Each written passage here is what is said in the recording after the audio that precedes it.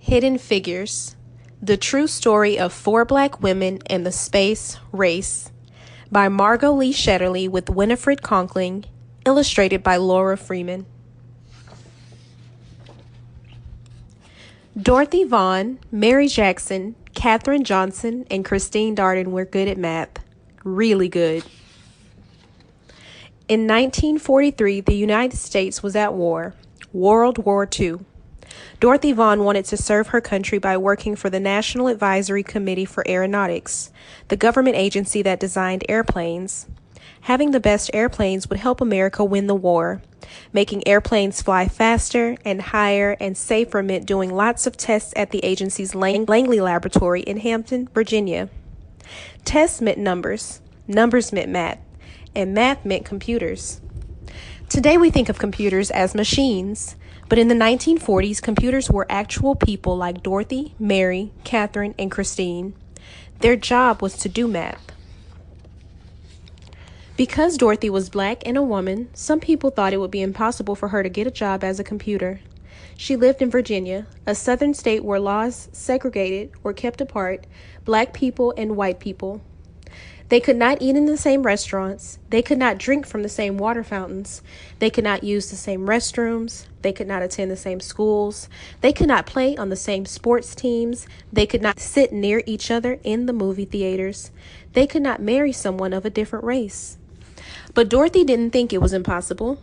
She was good at math. Really good. She knew she was the right person for the job. She applied, and the laboratory offered her a position as a computer. At work, blacks and whites were kept apart. The white computers worked in one building, and Dorothy and the other black computers worked in a different building in their separate office. Even though they worked on the same kinds of assignments, the black computers and white computers used separate bathrooms and ate in separate lunchrooms. America won the war in 1945, but Dorothy stayed on the job, still trying to make airplanes faster and safer.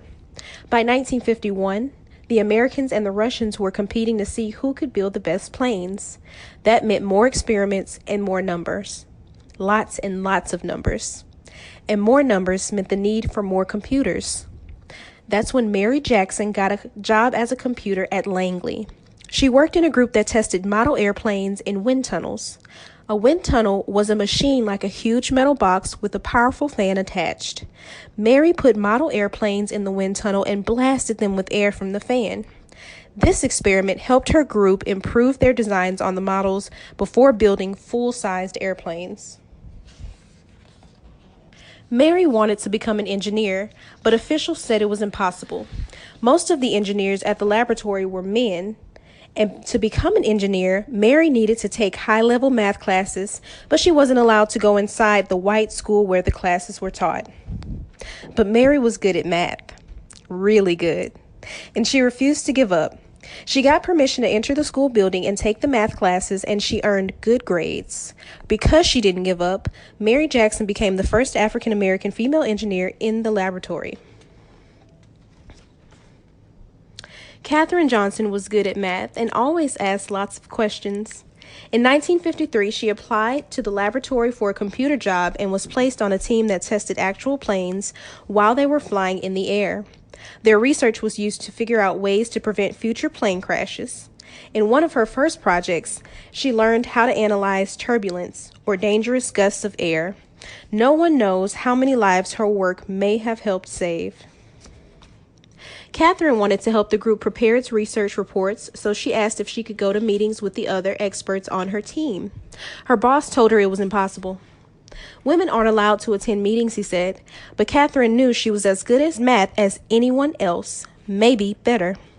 So she asked him again, and again, and again. Katherine asked her boss so many times that he finally invited her to the meetings. Katherine was good at math. Really good. And because she fought to be treated the same as the men, she became the first woman in her group to sign her name to one of the group's reports. In the 1950s, the Langley Laboratory brought a machine computer that could do math faster than the human computers. At first, these machines made mistakes. Dorothy learned how to program the machines so that they got the right answers. She taught the women in her group how to program the computers too. In 1957, Russia launched a satellite known as Sputnik into orbit around the Earth. The United States started building satellites to explore space too. For years, the laboratory had used math to design airplanes. Now it would need math to create spaceships as well. The government decided to change the agency's name from the National Advisory Committee for Aeronautics to the National Aeronautics and Space Administration, now NASA. In 1961, President John F. Kennedy told Congress, "I believe that this nation should commit itself to achieving the goal, before this decade is out, of landing a man on the moon and returning him safely to Earth." A man on the moon. But the first step to getting a man on the moon was to send an astronaut around the Earth. NASA was going to need to hire more space experts and more people who were good at math. Really good. The people at the laboratory had to work together from morning to night to figure out how to send astronaut John Glenn into space and bring him back home to Earth safely.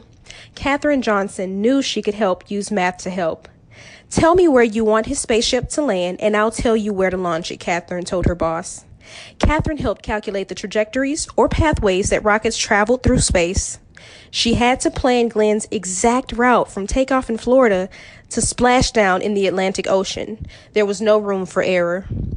No one was better than Katherine at solving these tricky math problems. Days before his mission, John Glenn wanted Katherine to double-check the machine computer's trajectory calculations to make sure it hadn't made any mistakes. When Katherine said the numbers were correct, Glenn was ready to go. On February 20th, 1962, Glenn blasted off into space, circled the Earth, and made his way home safely. Meanwhile, laws began to change so that black and white students could go to school together. Blacks fought for the right to sit beside whites on buses and to drink from the same water fountains. At the laboratory, black and white computers started working together in the same offices, eating at the same lunch tables, and using the same bathrooms.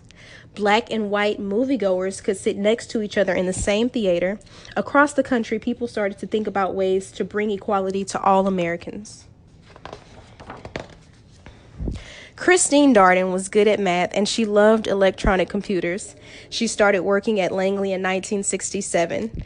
Christine wanted to become an engineer, and thanks to Dorothy, Mary, and Katherine, she knew it was possible. Eventually, she became an engineer for supersonic airplanes, planes flying faster than the speed of sound. But her first job was to help with NASA's mission to the moon. The people at the laboratory prepared for years to send astronauts to the moon, about 238,900 miles away from the Earth. Finally, on July 20th, 1969, the world watched as the three men arrived at the moon in their Apollo 11 spacecraft. "That's one small step for man, one giant leap for mankind," said astronaut Neil Armstrong when he stepped onto the dusty surface. But it was also a giant leap for Dorothy, Mary, Katherine, and Christine, and all of the other computers and engineers who had worked at the laboratory over the years. The moon landing was a success from takeoff to splashdown, but there was no time to rest. Once NASA landed astronauts on the moon, the people at the laboratory began dreaming of sending humans to other planets, such as Mars or Jupiter or Saturn. They started to imagine hyperfast space planes that could travel around the Earth at 7 times the speed of sound. The next adventure wouldn't be easy and would require lots of tests and lots more numbers. But Dorothy, Mary, Katherine, and Christine knew one thing. With hard work, perseverance, and the love of math, anything was possible. The end.